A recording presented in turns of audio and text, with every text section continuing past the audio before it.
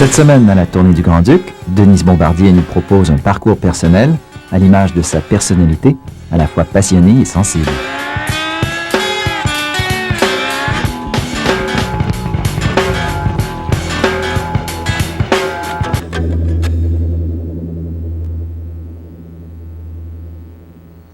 Bonjour, bienvenue à la tournée du Grand-Duc. Depuis le début de la saison, nous tentons de découvrir nos invités à travers les lieux et les gens qu'ils fréquentent. Dis-moi les lieux que tu aimes, dis-moi qui tu fréquentes et je te dirai qui tu es. C'est un peu la maxime de l'émission.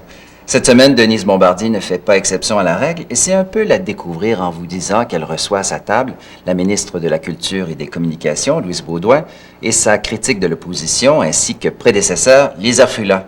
Mais tout d'abord, écoutons ce qu'elles ont à dire de leur amie Denise Bombardier. Il est 20h. Le véhicule officiel du gouvernement du Québec s'immobilise devant la résidence de Denise Bombardier. En sortent Louise Beaudoin, la ministre de la Culture, et Lisa Frula, sa critique de l'opposition. C'est une scène rare dans les annales de la politique où deux opposants à l'Assemblée nationale réussissent à se fréquenter et même à développer une amitié réelle.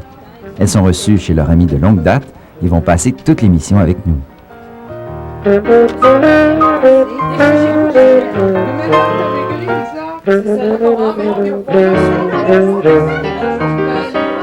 Denise, c'est une bonne amie. C'est une germaine, elle gère et elle mène. Et elle mène nos vies. Alors, non, mais avec beaucoup d'esprit. Puis, c'est la joie de vivre, quoi. Moi, je dirais que Denise, c'est d'abord la première chose, franchement, qui me frappe chez elle, c'est sa facilité, en tout. Denise, elle peut chanter, elle peut danser, et puis elle écrit, et puis elle fait tout avec facilité. Et je dois dire, Denise, l'amitié n'est pas toujours facile avec Denise, mais elle est durable. Denise, pour moi, c'est une intellectuelle, d'abord, c'est vrai. Une intellectuelle, mais une intellectuelle accessible. Dans le fond, qui peut écrire un article dans Le Monde, être assez connu pour ça, aller chez Pivot, faire ça, c'est rare. Puis moi, contrairement peut-être à beaucoup de Québécois, j'admire ça. Et croyez-le ou non, le seul sujet tabou à certains moments entre nous, quand Lisa est au pouvoir, et maintenant c'est Louise qui l'est, c'est la politique. Les gens s'imaginent, parce que nous, on est amis pour la vie. Quand il y a des choses qui arrivent comme ça dans une vie, c'est rare. Hein? Alors, on y fait attention. Ça étonne dans nos deux partis politiques, ça, c'est sûr. Pas de problème, c'est pas c'est grave. ça, exactement ce qu'on leur dit. Je sens qu'on va passer un très bon repas. On va commencer avec le vin. Allez-y. Comme voyons, on n'a pas besoin de vin pour parler, d'ailleurs. Imaginez-vous quand on en prend ce que ça fait. Bonsoir, ici Denise Bombardier. À Noir sur Blanc, ce soir, je m'entretiens avec Alexandre Minkowski, auteur du livre « Un juif pas très catholique ». Simone Veil jette sur les êtres et leurs actions un regard unique, douloureusement lucide et d'une tolérance qui en surprendra plusieurs. Je vous invite à regarder cet entretien qui a été pour moi beaucoup plus qu'un exercice professionnel. C'est tôt le matin que je rejoins Denise Bombardier à sa résidence pour y débuter la grande tournée qu'elle nous a préparée et qui nous permettra de brosser en quelques tableaux un portrait assez juste de cette femme hors de l'ordinaire.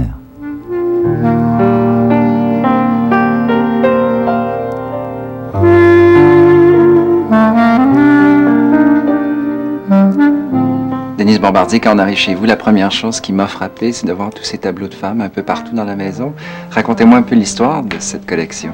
Ben, j'ai commencé par m'en acheter un. C'est que j'ai un ami à Paris qui lui, en fait une véritable collection. Je crois qu'il y en a peut-être 1000. Et dans une pièce qui est à peu près grande comme ici, je pense qu'il y en a 200-300. Et il m'a dit, mais j'ai dit, mais c'est incroyable parce qu'il y en avait des beaux, puis il y en avait des moins beaux. Mais enfin, il m'a dit, mais tu sais, on en trouve partout. Et au fond, quand on n'a pas le moyen de se payer des tableaux de maître, et puis qu'on ne veut plus être au poster parce qu'on n'est plus étudiant, alors donc, on peut acheter des tableaux qui sont de peintres non connus, et qui sont intéressants. Et pourquoi des tableaux avec des femmes comme sujet? Pourquoi? Ben parce que j'ai commencé avec un, parce que c'est lui qui m'a donné cette idée-là. Ça aurait pu être des tableaux d'hommes, mais c'est qu'en général, j'ai remarqué que les tableaux d'hommes que j'ai vus, en tout cas, c'était plutôt des tableaux d'hommes. C'était très austère comme tableau, alors que les femmes qui sont autour sur les murs, ben, elles ont peut-être pas l'air rock'n'roll, mais enfin, elles ont l'air vivantes. Pas l'air sévère.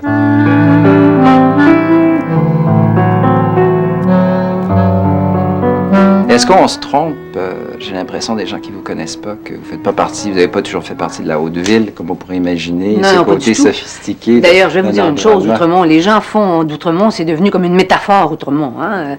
Mais il reste que c'est un quartier à l'aise, mais c'est pas le quartier de mon enfance du tout. Moi, j'y habite parce qu'il y a des maisons qui sont intéressantes. Je suis contente d'y habiter. Et moi, je n'aime pas les gens qui ont accédé à un certain confort et qui sont honteux. Vous savez, des catholiques honteux, puis des riches honteux, et puis je n'aime pas ça. Et il y a beaucoup de gens qui sont comme ça. Ça doit vous faire rire un peu la perception des gens aussi face à votre personnalité. On a dit une femme dure, une femme froide, intransigeante, mais on sait que vous avez des amis, vous aimez les recevoir, cette partie chaleureuse. Mais d'ailleurs, on ne dit plus ça. Et on a dit ça au début, certainement, mais il ne faut pas oublier que je faisais un métier qui était sérieux. Et il n'y avait pas beaucoup de femmes qui le faisaient. Et si j'avais été cute en interviewant le premier ministre du Canada ou le premier ministre du Québec, on aurait dit qu'elle n'a pas de crédibilité. Donc, ça me fait rire maintenant, mais ça ne m'a pas fait rire tout le temps. Mais maintenant, effectivement, je trouve ça très drôle parce que je crois que ma force me vient du fait que je ne suis pas née avec une cuillère d'argent dans la bouche. Vous sentez que le lieu où vous êtes né, c'est indissociable de votre vie? C'est ce qui vous a formé? C'est le fondement de ce que je suis. Je crois que c'est ce qui fait ma force. C'est ce qui fait ma force sur beaucoup de gens. Et je vous dirais, beaucoup de gens qui font mon métier, qui s'adressent aux autres, parce que moi, j'aime beaucoup les gens. J'aime beaucoup parler avec les gens. Dans la rue, ça me fait plaisir quand les gens me parlent. Et je ne me plains jamais que c'est terrible, mon Dieu Seigneur, qu'est-ce que je vais faire? Je vais me mettre des lunettes de soleil. Je trouve que c'est un peu odieux, ça, si on veut faire ça, qu'on change de métier. Mais, et si j'aime beaucoup les gens, j'ai tant de facilité à parler aux gens, je crois que c'est à cause de là d'où je viens. Et ça, je ne l'ai jamais oublié. Et je crois que c'est ce qui me différencie de beaucoup de gens.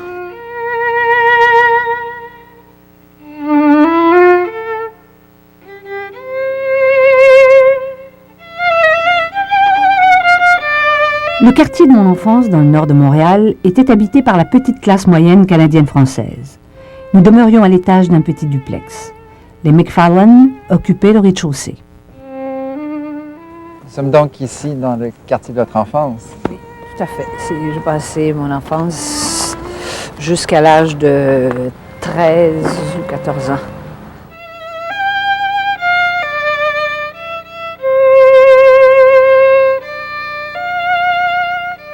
Et voici là où j'habitais, donc, c'est 83-12.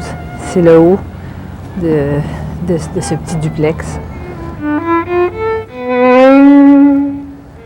La première fois que je suis revenue ici, c'est au bout de 20 ans peut-être que je suis repassée dans la rue. Je ne sais pas pourquoi j'y étais pas passée, puisque je suis de Montréal, je circule à Montréal, mais c'est comme si je ne voulais pas revenir. Mais la première fois, j'ai eu un choc énorme parce que c'est au fond normal, c'est que quand on est enfant, on voit les choses dans une dimension tout autre. Et j'avais l'impression que la rue était grande comme les Champs-Élysées, que le gazon devant, c'était énorme, que ça avait 300 pieds, que les maisons étaient très hautes, alors que c'est tout petit, cette rue. Et il n'y avait aucun arbre. Ces arbres ont à peu près mon âge, je dirais. Est-ce qu'on a l'impression aussi de retrouver de la joie et certains souvenirs moins heureux, ce mélange de joie et de malheur peut-être? Écoutez, moi j'ai écrit mon enfant, je l'ai raconté. Donc les émotions de mon enfance, comme j'ai dit, c'était entre l'exaltation et une tristesse extrême. Donc quand je reviens ici, je ne peux pas dire que je suis nostalgique, mais je suis certainement mélancolique en tout cas. Ce n'est pas une joie de revenir ici.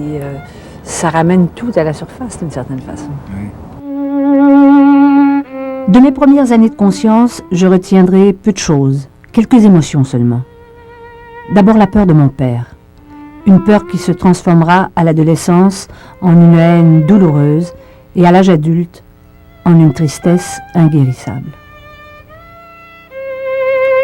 Il y a autre chose sur l'enfance, c'est qu'il faut sortir des tyrannies de l'enfance. C'est-à-dire qu'il ne faut pas passer le reste de sa vie à dire « Ah oui, mais j'ai pas été assez aimé » ou « J'ai eu tel ou tel problème ». Vous savez, parce qu'à un moment donné, si on veut vivre, et vivre pleinement, il faut accepter d'avoir eu des manques et il faut faire le deuil d'un certain nombre de choses. Donc, je n'aime pas les gens qui sont nostalgiques de leur enfance. j'aime les gens qui parlent de leur enfance avec émotion. Ça, c'est autre chose. C'est normal. Ceux qui en parlent sans émotion, ce sont des gens qui ont des problèmes. Mais je crois qu'il faut faire la paix avec ce que l'on a été et la façon dont on nous a traités. Vous l'avez écrit également pour nous faire partager certaines émotions, non? Il a posé la question fondamentale, pourquoi écrit-on? On écrit d'abord pour soi-même. Si après les gens qui lisent, se reconnaissent dans ce que l'on écrit, on est très heureux. C'est ce qui est arrivé d'ailleurs dans le cas de l'eau-bénite. Beaucoup de gens se sont reconnus, ont reconnu leurs émotions, justement, et ont reconnu aussi une certaine atmosphère qu'on avait, je crois, dans ma génération, qu'on avait essayé de scotomiser, comme disait Tzikiaz, c'est-à-dire de cacher et d'étouffer. Parce qu'on ne peut pas comprendre ce que l'on est maintenant, ce que l'on est devenu comme Québécois, si on ne se souvient pas que nous avons été dans l'eau bénite. Peu à peu, je me retrouve seule fille dans le groupe de garçons. Je mérite ce privilège en sautant de toits plus élevés, en recevant plus de coups sans broncher et en tapant même sur des filles en leur compagnie. Confusément, je me sens une traîtresse envers mon sexe, mais ma vie en devient tellement plus excitante.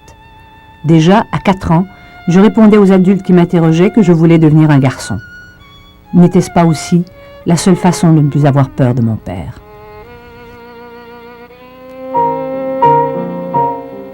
Un repas qui promet d'être mémorable, j'en suis certain. Une occasion rare de vous retrouver ensemble comme ça en plus. Est-ce que très tôt, c'est-à-dire dès l'enfance, vous avez eu cette volonté de réussir? Est-ce que ça remonte à la tendre enfance? C'est à nous que vous posez Oui, la question. Lisa, Denise, on sait, c'est pour ça que je m'adresse à Lisa ou Louise. Oui, mais très encouragée aussi. Moi, j'ai eu la chance d'avoir des parents, qui m'ont beaucoup encouragée. C'est pas, je viens pas d'un milieu professionnel. Mes parents, sont italiens, donc fils d'immigrants, etc., des commerçants. Mon père, j'avais 1 an, j'avais 2 ans, me disait « T'es capable. Je veux faire ça, t'es capable. » Ma mère, plus craintive. Mais mon père... Alors, quand les parents te donnent cette confiance en toi, face à des choses qui, toi, te semblent insurmontables, ça aide beaucoup. Louise, vous avez eu cette conscience très tôt? Ah oui, moi, disons que je me suis jamais posé la question. C'était évident. Ah oui? Ouais. Dès l'enfance. Ah, vous sentez oui. que vous étiez différente des autres filles, par exemple? Mais moi, Dans d'abord, votre cas. oui. C'est un milieu différent de moi. Oui, d'un milieu différent. Bon, j'étais dans un collège, là, à Québec. Oui, ils avaient une cuillère d'argent à la bouche. Père, juge, etc. C'est différent, surtout à Québec. Mais quand même, j'ai 51 ans. Moi, ça l'est pas.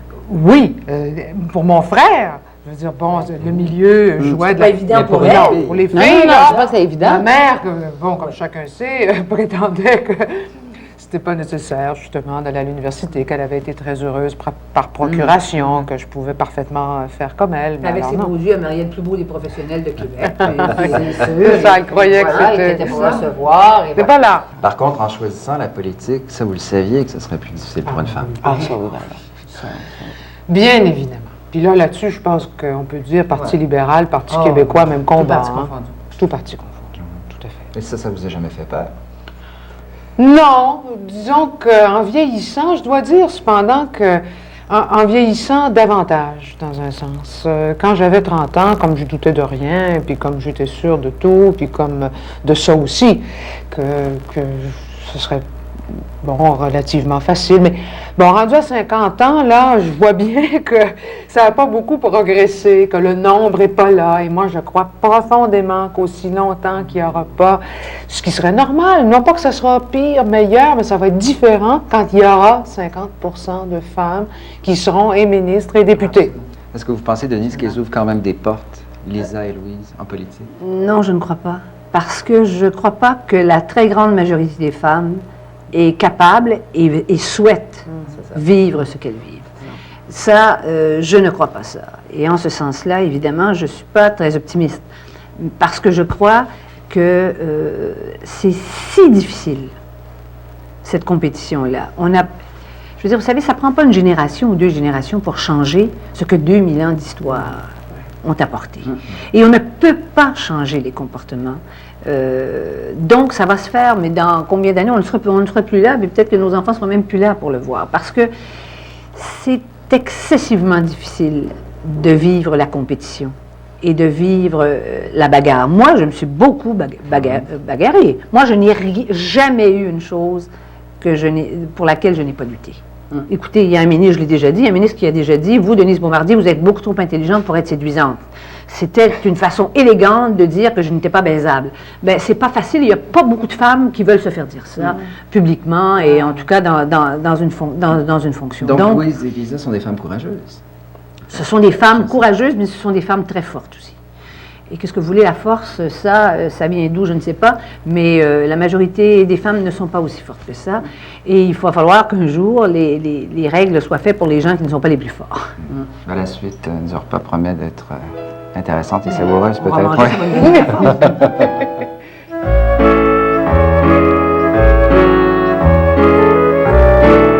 Alors voici ce qui s'appelait l'École supérieure Sainte-Croix, qui est une école privée, dirigée par les Sœurs de Sainte-Croix, et c'était le cours Lettres-Sciences. Je suis la dernière génération du cours Lettres-Sciences.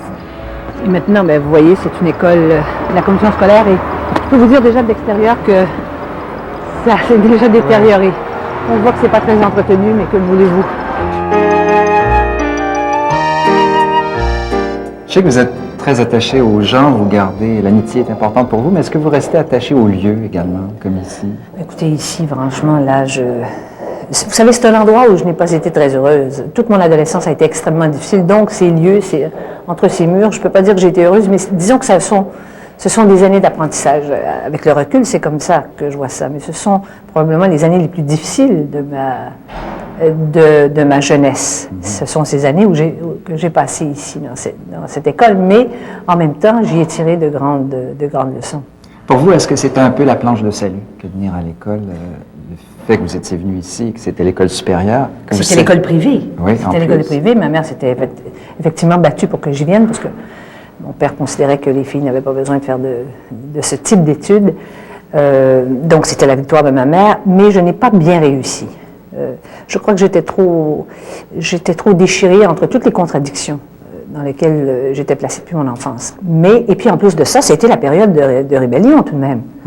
Alors donc, il fallait que je mène mon combat, et ce combat-là, c'était le combat de mon affirmation, et je ne voulais pas faire comme les autres filles. Ça, c'était clair. Je ne voulais pas devenir une femme traditionnelle. Je n'appelle pas ça comme ça, je savais pas que j'étais féministe, mais il est évident que je voulais faire quelque chose de ma vie et que dans cette école, il y avait quand même la formation d'un moule. On voulait mouler les élèves. Or, je ne voulais pas de ça.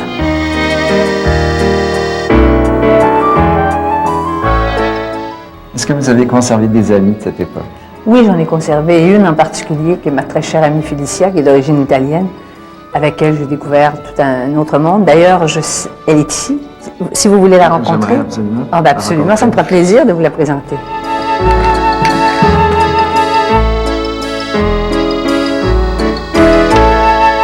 Denise, vous avez connu Félicia dans cette classe, pratiquement dans cette école en tout cas. Oui, c'était pas la classe, ici c'était une cuisine. L'enseignement ménager. Ah oui? Oui, c'est ça. On apprenait à tricoter. Oui, mais c'est ici qu'on s'est connus et nous avions 12 ans. C'est ça. Comment est née cette amitié en fait? T'en souviens-tu? Je pense que on était peut-être placés une à côté de l'autre. Je crois que j'étais attirée par les ethniques, puisque lui, c'était Moi, j'étais attirée par Denise parce qu'elle était un peu différente, un peu folle, un peu... pas comme tout le monde. Mais moi, je sais pourquoi je suis devenue amie avec Félicia. C'est que Félicia, contrairement à moi, qui nageait et qui était submergée par l'eau bénite, Félicia, elle était très sceptique, elle. Ah C'est bon? pas parce qu'elle n'était pas allée à rare. l'église, parce que dans ta famille, on allait un peu à l'église.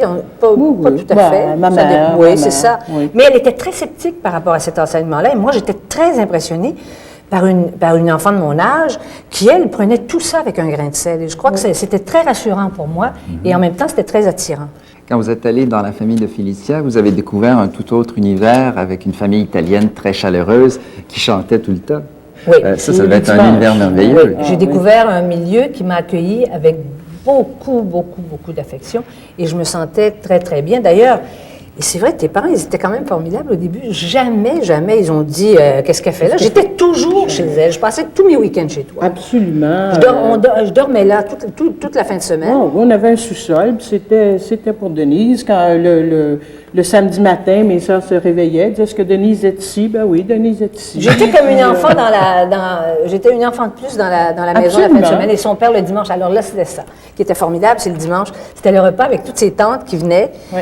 Et c'était aussi un clan de femmes. J'ai dit, moi, j'ai été élevée par un clan de femmes, mais toi aussi, puis toutes des femmes fortes. Ah oui. Et le père était au fourneau. Et on mangeait, ça commençait à midi. Oui, Et ça s'arrêtait vers 7 heures le soir. Ben oui, parce qu'il fallait quand même pas se lever pour le souper. On avait restait assis à table lunch, et on on chantait. chantait, puis C'était après ça, formidable. si on se levait, on dit, ben levez-vous pas, là, on va souper. Oui. Alors, J'ai appris à boire du vin, j'ai appris à manger du saucisson sec. Oui. Ben oui, ce qui n'était pas fréquent pour les Québécois. Non, pas plus, du tout. francophone. Et j'adorais ça. Et tu te souviens, quand on rentrait le soir très tard, c'était la même chose. Oui. Mais ce que je découvrais aussi, c'était évidemment la différence, mais la différence dans la chaleur. Et moi, je sais que mon adolescence n'aurait pas été ce qu'elle a été, c'est-à-dire un peu plus facile si Félicia et sa famille ne m'avaient pas accueillie comme ça. Vous savez, ça, là, c'est pour la vie. J'imagine que vous avez fait quelques coups pendables ensemble. Quelques mauvais coups dans cette école. Dans cette école, oui. Nous étions des fortes têtes, mais ça n'avait rien à voir avec ce qu'on peut imaginer de coups pendables maintenant. Je veux dire, c'était bien inoffensif. C'était inoffensif. C'était inoffensif ce qu'on faisait. À ce moment-là, les gens ne pensaient pas que c'était inoffensif, mais si on vous racontait ce qu'on faisait, ils diraient, c'est quand même pas si grave. Oui. Comme quoi, par exemple? Ben, on a toujours discuté, est-ce que c'est Denise qui avait les idées, puis c'est moi qui faisais, ou vice-versa. On n'a jamais pu s'entendre là-dessus. Mais il y en avait un coup qu'on avait fait, puis Denise va vous dire que c'est pas elle, là, mais moi, je vais vous dire que c'est elle. On avait pensé que ce serait une très bonne idée de verser de l'encre dans le bénitier. Ça, je trouve ça épouvantable. C'est un sacrilège dont Ben je oui, ne mais suis jamais Denise, confessée. tu l'as fait. Qu'est-ce que tu veux, je te dise? Et puis alors, quand on rentrait dans la salle de classe, tout le monde, on faisait le signe de croix, évidemment, mais on avait dit à tout le monde, pas de signe de croix, pas de signe de croix, pas de signe de croix, mais la religieuse, elle, la pauvre, elle ne savait pas. Ça fait que t'es arrivée, puis elle a fait son signe de croix, puis elle a passé la journée qu'une tache d'encre. Mais ça, c'est un péché. Je sais pas si c'est un péché mortel. Elle était indienne un moment, parce qu'en Inde, les femmes mariées font ça. Il paraît que vous aimez bien chanter ensemble. Ben, J'aimerais entendre ça. On a été chez Mme Audet. Ça, c'était notre deuxième vie chez Mme Audet. C'était formidable, ça.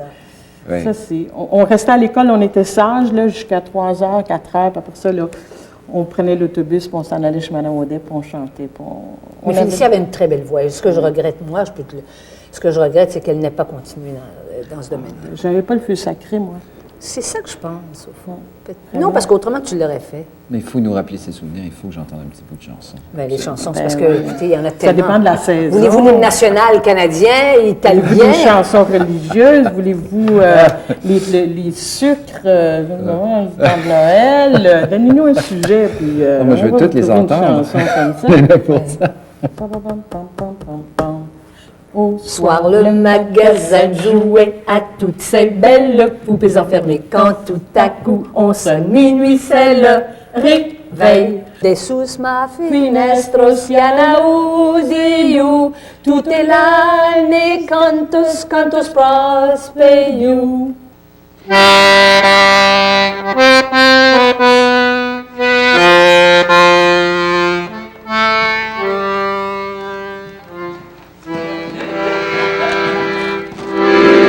Combien de fois on a chanté ça? Mon Dieu. Tu t'en souviens? Allons-y. J'ai les paroles quand même. J'ai la musique, je vais essayer de la suivre. 1, 2, 3. Sul mare luccica. Comment tu fais pour garder ces vieilles affaires-là? C'est ma mère qui l'a gardé. Tu te souviens? On allait chez Mme Audet, puis on collait nos morceaux de diction. Tiens, Bien, on regarde. les écrivait à la main. Une surprise. Oui, tu avais fait une Te faute. souviens-tu? Lui et l'UIT. Mais en général, c'était très... C'était probablement toi qui l'avais corrigé de toute façon. Oui, là, certainement. c'était ça. Mais T'en souviens-tu? l'orthographe, dans ce temps-là, on était bon en orthographe. Oui, une surprise. Devant le firmament qui lui, Mozart, saisi par l'insomnie, avait écrit dans une nuit une adorable symphonie. Le sommeil avait dû sursoir. Tu vois, On ne savait pas ce que ça veut dire. Oui, on le savait. Tu savais? Mais je le savais, je te l'avais dit. Ok. Le sommeil avait dû sursoir jusqu'à la nouvelle aurore. Si bien aussi, vers 4 heures du soir, le maître dormait encore. il dormait du sommeil pesant, qu'une longue fatigue apporte. Quand deux amis tout en causant, vinrent frapper à sa porte. Santa Lucia, Santa Lucia.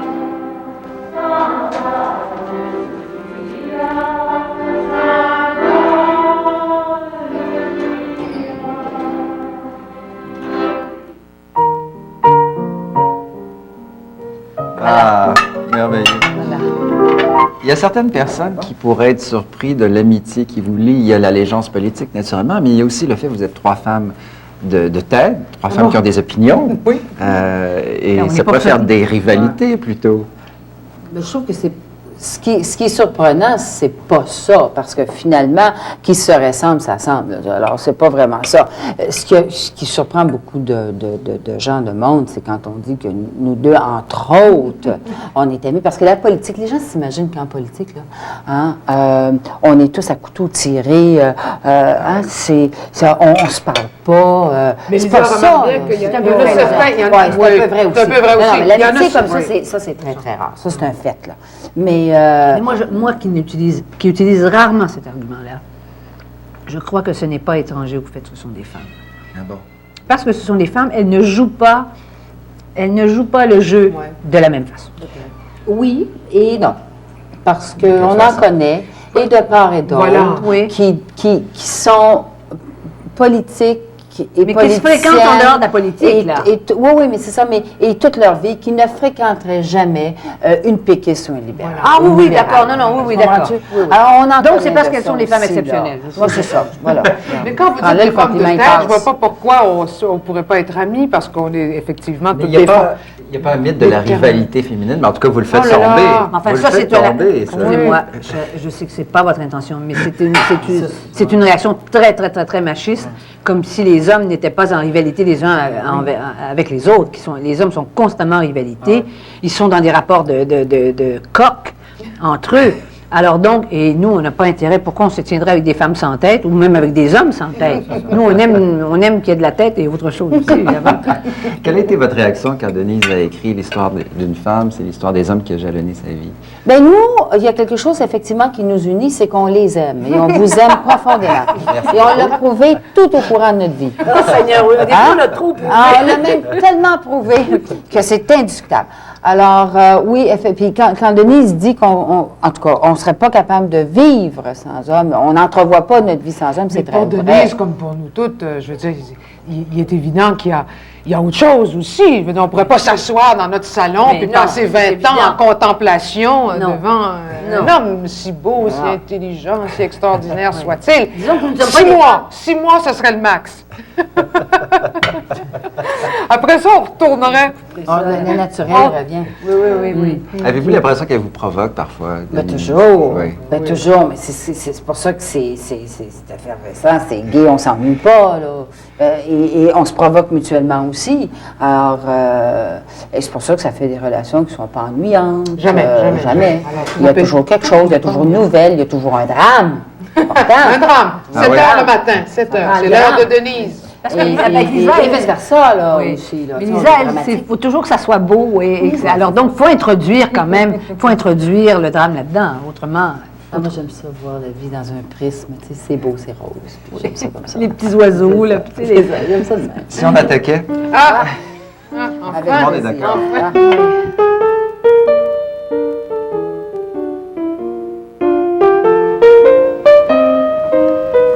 Alors, je vous amène au Musée des Beaux-Arts voir une exposition. Moi, j'aime beaucoup les expositions de photographie. Il y en a une très, très intéressante. Ah oui. D'ailleurs, il y a la conservatrice qui va nous aider à comprendre. Bonjour, vous allez bien? Bonjour. Bonjour. Qu'est-ce qu'on retrouve au juste dans cette exposition? Autour de 8 thèmes ont été regroupés à peu près 200 photographies d'artistes variés de différentes périodes, depuis les débuts de la photo jusqu'à ces années-ci, vers 1993-94. Et l'axe principal, c'est le corps humain à travers la photo, à travers le regard que les artistes ont posé sur le corps. J'imagine qu'il y a plusieurs formes de regard à travers ça. Absolument. On peut aussi voir, disons, les références culturelles ou à tout le moins à quel contexte appartient un artiste par la vision qu'il pose sur le corps. Alors, le conservateur invité, William Ewing, a regroupé en 8 sections qui mettent l'emphase sur la forme, sur des idoles, sur le corps comme objet de désir à travers la chair, le corps comme miroir dans des œuvres qui sont vraiment des autoportraits d'artistes, le corps comme rêve, le corps comme objet politique, le corps aussi des autres ou des gens qu'on n'est pas habitué de voir en photo. Et il y a une section de photographie de médecine qui montre le corps d'un point de vue qui n'est pas habituel dans un musée des Beaux-Arts parce que c'est un point de vue médical. Alors, si vous voulez, moi, il y a 2 personnes ici qui sont en train de visiter l'exposition, qui sont en fait les 2 femmes de ma vie. Si vous voulez, je vais vous amener. Ça m'intrigue, ça. Vous allez les rencontrer. Merci beaucoup. Bonne visite. Au revoir.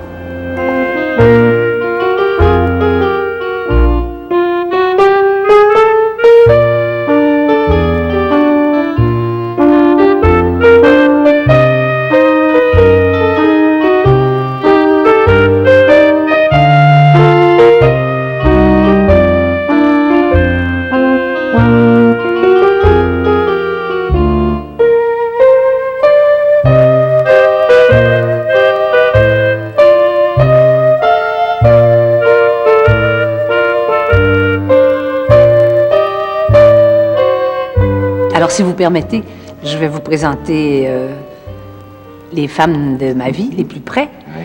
L'auteur de nos jours, ma mère. Enchantée. Tu dis bonjour, madame. Bonjour, monsieur. Et ma sœur Danielle, que tout le monde connaît, évidemment. Bonjour, monsieur. Je suis très honoré de retrouver, mais impressionné aussi de retrouver ce clan de femmes bombardiers. C'est le clan des bombardiers, on pourrait dire. Vous devriez plutôt être inquiet. Oui, peut-être aussi à la fois. C'est un vrai clan. Oui. C'est un clan qui a été marquant dans votre enfance, j'imagine, et qui vous a sûrement apporté beaucoup. Est-ce que ça vous a apporté une certaine force, le fait de savoir qu'on se tient comme ça? Ma sœur va vous dire que je l'ai écrasé de ma forte personnalité, parce que ma sœur est plus jeune que moi, donc... C'est sa culpabilité et je la lui laisse. Je trouve ça très bien parce que ça préserve nos rapports. Elle se sent coupable et c'est bien. Ma sœur a Freud plus longtemps que moi. Voilà, tout à fait. Et comme Denise est toujours perçue, vous parlez de clan comme le chef du clan. Ah bon? Évidemment, parfois, ça fait des petites frictions, mais elle assume assez bien son rôle en général. Oui. Donc, Denise a ouvert des portes d'une certaine façon. Bien sûr, elle a bien assumé son rôle de sœur aînée au début. Oui. Je suis tenté de vous demander comment elles étaient toutes petites. Peut-être commencer par Denise, étant donné que c'est notre invitée principale. Denise était plus, plus bruyante. Hein? Elle n'était pas née, maman. Franchement, évidemment. Quand tu étais petite, là, tu prenais beaucoup de place, mais j'étais bien contente de te donner la place. Ouais. Elle était... Une fille bien active. Active, intelligente, tout ce que vous voudrez. Oui. Voilà. Et Danielle était comment? Danielle était plus sage. Ah oui. Mais elle était plus mauvaise. Ma soeur était colérique. Veux-tu laisser parler maman? Colérique. Laisse parler maman. Tu la rendais colérique. Mais... c'est vrai que tu as un peu soupe au lait, mais elle était douce, belle. D'abord, c'était belle toutes les deux. Une changé, hein? Une chose qui m'a frappé, c'est que vous aviez décidé que vos filles iraient à l'école, qu'elles feraient des études supérieures. C'était important pour vous, ça? Ah oui. Pourquoi c'était si important? Parce que j'étais curieuse, puis j'aimais l'étude. Moi, j'ai fait des études, on va dire, secondaires, mais j'ai pas été plus loin, puis j'aurais adoré, puis j'aurais dû, parce que quand j'ai dit ça à ma mère, elle a dit que tu ne me l'as pas dit, mais c'était dans le temps du chômage, puis alors c'est pour ça que je n'ai pas demandé. Mais quand moi, j'ai dit mes filles et mon garçon. Et le garçon était un peu moins loin, mais lui, il fallait pousser plus. Vous aviez conscience que vous étiez d'avant-garde et même très moderne pour l'époque, parce que c'était rare que les femmes et les filles faisaient des écoles supérieures à cette époque-là. Ah oui, parce que Denise, quand elle a commencé son cours de sciences, moi, chez nous, mes sœurs disaient, mais qu'est-ce que c'est que tu ne fais pas faire un cours commercial puis apprendre à taper puis la sténographie, tu sais, c'est pas bon un cours, mais avec le bon cours classique qu'on avait, on ouvrait toutes les portes. Hein? Êtes-vous surprise que les deux filles aient choisi le même métier? Danielle, depuis ses débuts de lettres et sciences, qui était bonne en littérature. C'est vrai, le professeur. Mais on parlait de la grande sœur. C'est sûr que Denise étant la première qui a fait ce métier-là, d'abord, ce qui est un métier de représentation, puisqu'elle était comédienne, et ensuite qui a fait des études, qui a fait du journalisme, c'est sûr que la porte est comme déjà ouverte. Alors, si on a la moindre curiosité pour ces domaines-là, eh bien, évidemment, c'est la première chose qu'on va voir. Tu n'as pas choisi la voie la plus facile, parce que comme c'est moi qui ai effectivement ouvert la porte, c'est moi qui étais connue, c'est sûr qu'on faisait les comparaisons. Et ce que je trouve formidable chez ma sœur, et je le dis d'ailleurs, elle n'est pas là, et je le crois très, très sincèrement, c'est qu'elle a réussi. Parce que c'est vrai qu'elle se faisait comparer, puis que ça compliquait nos rapports, surtout les rapports d'elle avec moi. Moi, qu'est-ce que vous voulez, j'étais déjà là. Mais elle a réussi à s'affirmer sur la même scène, quelque part, mais d'une façon totalement différente de moi et avec une réussite que j'admire beaucoup, parce que moi, je trouve que c'est la meilleure intervieweur d'écrivains. Je trouve qu'elle a le sens elle comprend les écrivains, elle comprend l'écriture. Et moi, je trouve que Denise est la meilleure intervieweuse. Et ce qui est curieux, c'est que c'est sûr que faisant le même métier, Denise dit, bon, ça a peut-être créé des problèmes, mais moi, j'ai jamais senti aucune jalousie ou une espèce de désagrément d'être comparée à elle. Au contraire, ça m'a toujours flattée d'une certaine façon, parce que je trouve qu'elle fait admirablement son travail, qu'elle est la seule qui peut le faire comme elle le fait. Et dans ce sens-là, j'aurais jamais voulu faire la même chose, j'ai jamais souhaité faire la même chose. Faisant autre chose et le faisant à ma façon, tout ça devient très harmonieux. Parce qu'on est très différents. On est très différents. Oui, totalement absolument. différents. Et vous le faites dans un genre différent. C'est ça qui est formidable, votre métier. Aujourd'hui, vous devez être très fier de vous, j'imagine. Je suis comblée. Oui. Oui, mais tu ne le dis pas, ça prend une télévision, 2 caméras, toute une équipe auto pour nous le dire. Tout le monde le sait maintenant. Bon, ben oui, mais on est bien contents. Vous voyez, heureusement qu'il y a cette émission, autrement on ne l'aurait jamais su. Denise, quand quelqu'un, comme je vous dis, je regarde plusieurs postes des fois, et puis j'en frappe un puis qui dit des choses désobligeantes, surtout sur Denise. Hein? De toute façon, c'est surtout moi Vous la défendez. Elle ne provoque pas le même genre de réaction. Parce qu'on a pas mal la même voix, tu sais, puis si je téléphone au poste de télévision, ça ressemble à la mère, ça. Nous sommes au Musée des Beaux-Arts ici, et je dois vous dire, j'aimerais en fait vous inviter à venir voir une exposition. On retrouve d'autres femmes. Des corps de femmes, des corps d'hommes. C'est une exposition sur le corps. On va amener ma mère voir des corps d'hommes pour voir comment elle réagit. Je crois qu'elle n'en a vu qu'un dans sa vie, voyez-vous. J'ai eu un homme dans ma vie, mais ça ne veut pas dire que j'ai vu rien qu'un corps. Non, c'est pas. Tu n'as pas été infirmière, on le sait que t'en as vu juste un. Puis notre frère quand il était bébé, c'est tout. Quoi? Ouais, t'en as pas vu d'autres. Merci beaucoup. Alors, maman, qu'est-ce que tu vois? La même chose que toi. Mais qu'est-ce que c'est? La pomme, l'ange? Pour moi, c'est la pomme.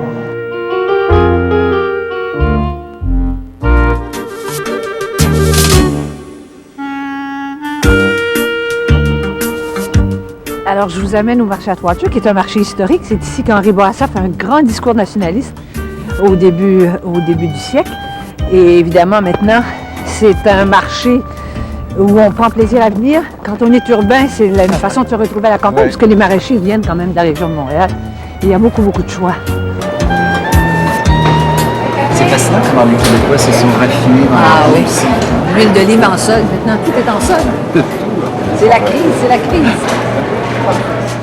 Tombé absolument dans mes goûts parce que moi, les fromages, je pourrais me priver de dessert pour en avoir. Ah, vraiment. Moi, je ne peux pas dire que je suis un amateur de fromage, mais j'aime un certain type de fromage et ce sont en général des fromages au goût très, très, très, très relevé. Les fromages un peu fades, un peu crémeux, ça m'intéresse moins.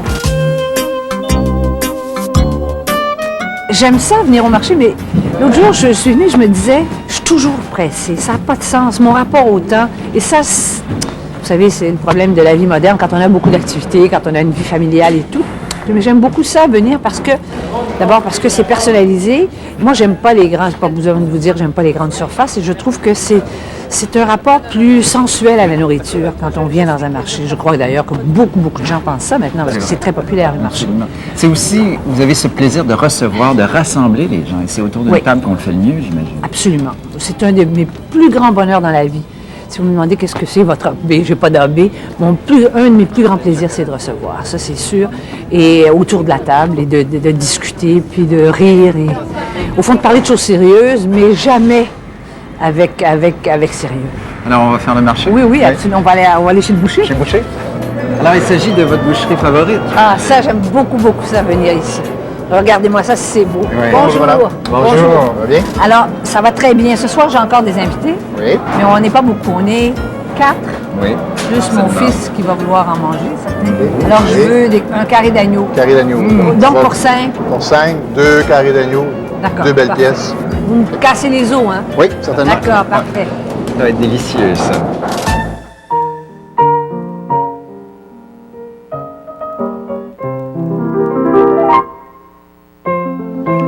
Alors, c'est l'agneau que Denise a acheté chez son boucher favori au marché à Atwater. Mais je ne sais pas s'il y a une symbolique derrière ça, mais c'est de l'agneau du Québec. On l'interprète comme on veut. On va me faire plaisir. Comment c'est? Oui. À l'étape où vous êtes rendu dans vos vies et vos carrières, êtes-vous des femmes comblées? Ah, mon Dieu Seigneur! Le jour où on s'est comblé, ça va être... Ils vont avoir mis de la terre sur notre cercueil, c'est ça? Ah oui, c'est vrai. Ben, c'est-à-dire que professionnellement, disons, je voulais être ministre, je me suis présentée 4 fois pour ça. Là. La 4e a été la bonne. Je le suis, oui. Dans ce sens-là, oui. Bon, mais enfin, Oui. la vie, c'est autre. Hein, la vie. Oui, c'est ça. En dehors de la politique, il y a la vie. Mais est-ce difficile justement d'arriver à cet équilibre entre la vie, comme vous dites, personnelle et Quand la on est carrière? ministre, moi, je ne le crois pas. C'est très difficile. En tout Ah, cas, c'est mon ça, expérience. À cause des agendas, on ne s'appartient pas, Lisa le sait. Surtout la culture, en fait, c'est formidable pour ça. Elle a aimé ça, j'aime ça. Parce qu'on voit d'abord des belles choses, parce qu'on se promène, on rencontre des gens intéressants, on va au spectacle, enfin, mais c'est le plus beau ministère. Ça, c'est pas le plus riche, Dieu sait, mais c'est le plus beau ministère, le plus intéressant du gouvernement. Ça, j'ai aucune hésitation à le dire. Mais je pense que pendant qu'on est ministre, il faut accepter que sa vie soit... Encore moi, j'ai pas l'énergie, honnêtement, de faire beaucoup d'autres choses à l'extérieur, là, des journées et des semaines que je fais. Moi, je ne les envie pas du tout. Non. Non. Mais moi, je ne vis plus.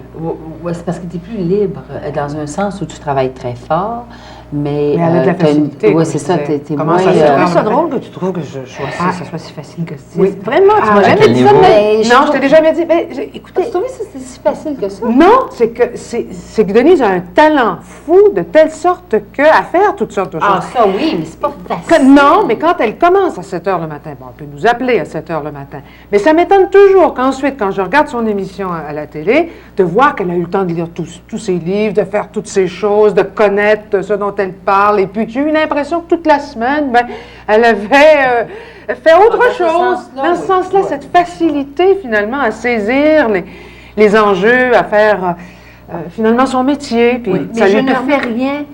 Je fais tout ce que j'aime. J'ai pas les contraintes que vous avez en politique. Je fais pas d'administration.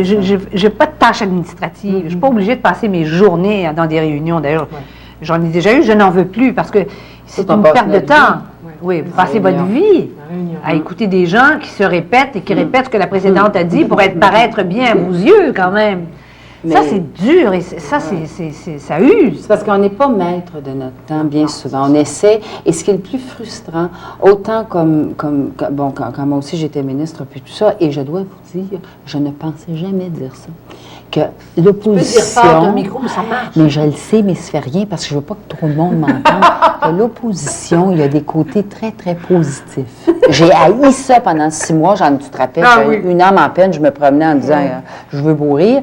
Mais cela dit, après 2 ans et demi, il y a un côté positif. Oui, on travaille fort, on est comme ça parlementaire, etc. D'abord, on a plus de temps parce que, bon, tu n'as pas en plus de ça un ministère.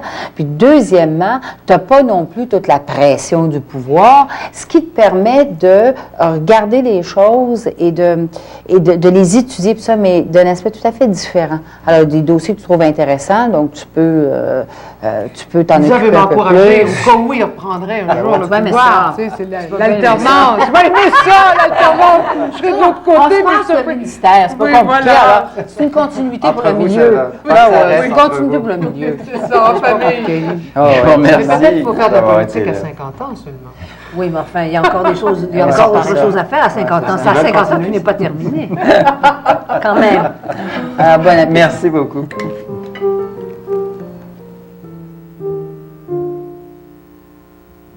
Alors, tout le monde a besoin de sommeil. Très agréable. Le repas était magnifique. Oui. Quelle cuisinière, Tu parles chère. comme une carte postale. cuisinière extraordinaire, marchand water. Merci d'avoir pris le temps. Merci beaucoup. Ça m'a fait plaisir. Vraiment, c'est une soirée mémorable. Merci beaucoup. Au revoir. On dirait qu'elle sort d'une assemblée politique. Voilà, merci de ça nous fait plaisir.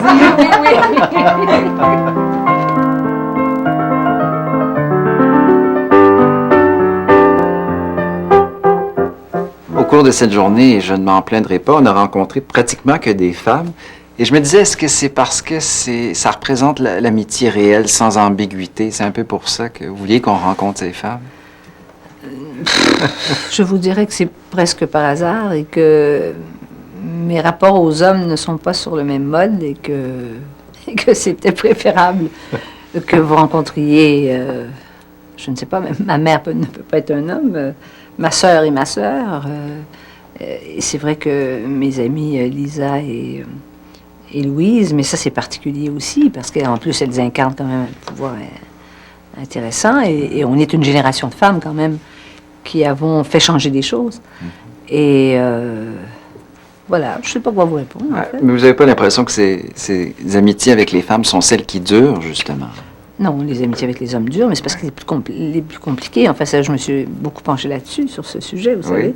Et j'ai même écrit que l'amitié avec les hommes, c'est une amitié plus difficile. Et on devient, à la limite, je crois qu'on devient ami avec un homme, mais qu'il faut qu'il n'y ait plus cette ambiguïté qui est à la fois qui est délicieuse, mais qui est un peu trouble, qui est l'ambiguïté de la séduction. Quand vous avez écrit l'histoire des femmes, c'est d'abord l'histoire des hommes qui jalonnent sa vie. Oui. Est-ce que vous l'aviez écrit par provocation? Non, mais ça a provoqué des femmes, je sais ça. Mais qu'est-ce que vous voulez, c'est ce que je crois. Je ne dis pas que la femme n'existe qu'à travers l'homme, je veux dire, et personne ne croirait que je pense ça, puisque j'ai fait une carrière, que c'est pas un homme qui m'a fait faire une carrière, mais Dieu merci, il y a des hommes qui m'ont aidé. Vous n'auriez pas aimé, juste pour essayer, 1 heure ou 2, je ne sais pas, être un homme pour voir ce sentiment? Non, sauf quand j'étais petite, parce que je trouvais que les jeux des garçons étaient infiniment plus intéressants que les jeux des filles. Ne serait-ce que parce que quand on jouait à la mère et au père, c'est le petit garçon qui décidait à quelle heure on mangeait le gâteau. Tu sais. Alors donc, ça, j'ai compris ça très tôt. Et en ce sens-là, j'ai toujours voulu échapper à la loi de mon sexe. Je n'ai pas voulu être cette femme traditionnelle depuis que je suis toute petite. Mais pour le reste, non. Et vous savez, il y a un pouvoir qu'ont les femmes dont on ne parle plus beaucoup, mais qui est un pouvoir extraordinaire. C'est le pouvoir de porter l'enfant, quand même. Et ça, les hommes devraient nous envier ça beaucoup. Ça a été une des grandes joies de votre vie, c'est d'avoir pu être mère, de l'avoir fait aussi. Oui, tout à fait. C'est curieux parce que ça, plus jeune, je pensais que moi, je ne pourrais pas avoir d'enfant. Je ne sais pas pourquoi. C'était pas mécanique, c'était pas... je ne pensais pas que j'étais stérile. L'idée d'être mère. Probablement parce que aussi j'ai voulu échapper à tout ce qui était traditionnel chez la femme.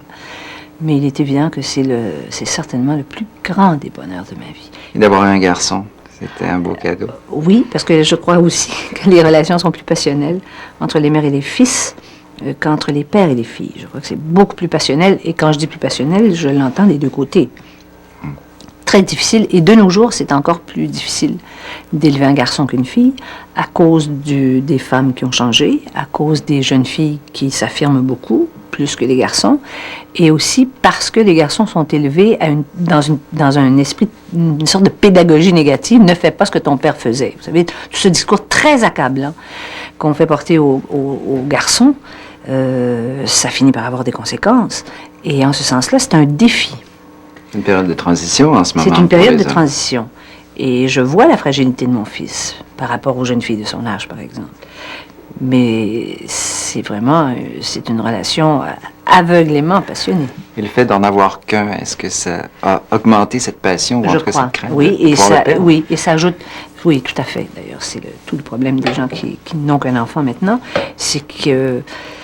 C'est la peur, mais ça je suis presque pas capable d'en parler, la peur de perdre, c'est évident. Et je pense que moi qui n'ai jamais eu de regrets, la seule chose que serait été d'en avoir un second, mais enfin l'accouchement a été compliqué et a été pour tout dire terrible. Alors je pense que c'est ça qui m'a freinée, et l'âge aussi, parce que moi j'ai fait un enfant au moment où j'avais professionnellement accompli des choses. Et c'est pas par hasard non plus, parce que vous savez, je l'ai écrit aussi. Il n'y a pas une façon féministe d'être enceinte. C'est pas vrai. Vous me donnez envie de le rencontrer. ce Guillaume? Eh bien, vous allez voir qu'il est plus timide que sa mère, mais ça me ferait très, très plaisir, évidemment. J'en suis très fière. Alors, on va y aller si vous voulez. Salut. Guillaume! Guillaume! C'est un bon étudiant? Depuis quelques mois, oui. Oui, parce qu'il aime beaucoup ce qu'il fait. Il est en philosophie, il aime beaucoup la philosophie. Ah, voilà. bonjour. Voilà, Guillaume. Stéphane. Bonjour, Bonjour, ça fait Guillaume. plaisir. Ça doit traverser l'esprit de beaucoup de monde, mais quel genre de mère est Denise Bombardier? Ça doit être une mère très attentive, j'imagine. Oui, attentive. Complexe, mais agréable, une bonne mère. Oui. Oui. Est-ce que c'est Une quelqu'un... mère originale. Oui. Est-ce qu'elle... Et c'est une mère exigeante aussi? Oui, pour certaines choses. Comme quoi, par exemple? Comme des vidanges. Comme dans la Les petite choses vie. ménagères, comme dans la petite vie, mais à part ça, ça va. Ouais. C'est pas trop pire. Est-ce que c'est une mère qui s'inquiète beaucoup de son garçon? Je suppose, mais ça paraît pas trop. Est-ce que c'est vrai ce qu'il dit? Oui, c'est vrai, mais il est très, très gentil. Il sait que je suis un peu inquiéteuse, par exemple, quand il rentre, puis il téléphone pour me dire à quelle heure il va entrer. Et ça, je sais qu'il y a pas... Tous les adolescents ne font pas ça, et ça, j'apprécie beaucoup ça. Ça doit te faire rire, tout ce côté, la perception des gens, et de dire, mon Dieu, c'est le fils de Denise Bombardier. Et, mon Dieu, elle doit être très, très sévère, vu qu'elle impressionne beaucoup de gens dans ses entrevues. Ça te fait sourire, cet aspect-là? Oui, oui. Parce que c'est pas tout à fait vrai à la maison? Non, mais je pense qu'on est son fils. Notre mère nous impressionne moins que les gens qui la voient à la télé, mais non, pas impressionnant j'espère que quand je on la connaît. J'espère que je t'impressionne un peu, quand même. Est-ce que vous avez une bonne autorité, Ouais, ensemble, ouais. Denise, face à votre garçon? Si j'ai de l'autorité? Ben, je sais pas, je cherche pas à en avoir. Non. Vraiment. Non. On parle beaucoup. Oui. On discute beaucoup. On communique. On communique. On a une très bonne communication. Est-ce que c'est difficile d'élever un garçon, justement, quand on veut pas répéter des erreurs que peut-être nos parents ont fait, ces choses-là? Non. Je veux dire, il faut suivre son instinct, vous savez. Je l'ai pas éduqué de façon très livresque. Ça, tu es d'accord avec ça, quand même. Hein? Mais, et au fond, il fait ce qu'il veut avec moi. C'est vrai, quand même. Non, quand même pas. Pas vraiment. Mais ça m'a fait plaisir de te connaître, Guillaume. Ça m'a fait plaisir de te Moi aussi. rencontrer. J'espère que ça va travailler. J'imagine que Guillaume est à la source de vos grandes joies, mais aussi de vos grands soucis. Non? Oui, mais surtout des soucis potentiels. Je dois dire qu'il ne m'a pas donné de vrais soucis comme certains parents ont à vivre au moment de l'adolescence. Donc, non. Parce qu'on est... En fait, on communique, mais ça, c'est par dérision. Mais c'est vrai qu'on parle beaucoup, alors. Donc, le contact est là. Et puis, je dois vous dire que mon fils, c'est la passion sans raison, quoi. Mm-hmm. Pour moi, c'est ça. Denise, je vous remercie beaucoup de nous avoir fait découvrir votre maison, mais surtout votre famille et vos amis. Eh bien, je vous remercie. beaucoup. Je vous remercie infiniment. Vous C'est avez un été plaisir. charmant. Merci. Au revoir.